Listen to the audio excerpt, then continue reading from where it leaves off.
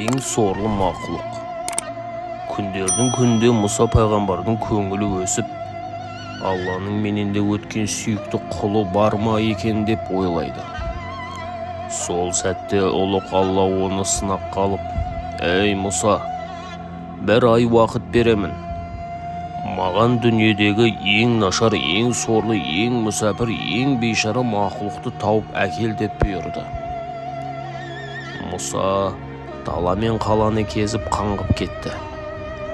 Оған жолда аяқ қолы жоқ мүгедектер де, қарып қасерлер де, ұры қарылар да, жарлы жақыбайлар да, жөзекші әйелдер де кездесті. Бірақ оларды ең сорлы мақұлық деп тануға батылы бармады.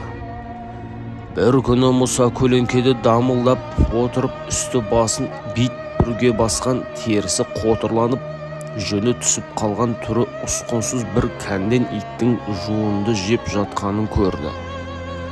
Алланың ең сорлы мақұлығы осы болар деп, итті ұстап алып, мойнына жіп тағып, Тұр тауына қарай жетектей жөнелді.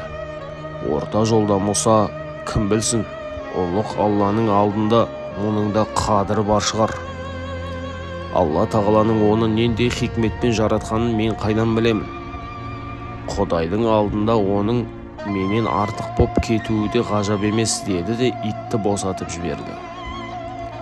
Ұлық Алла, «Я Мұса, менің тапсырмам не болды?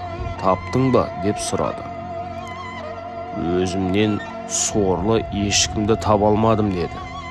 Сол кезде ұлық Алла, «Құлым, сені менің пазылым сақтады.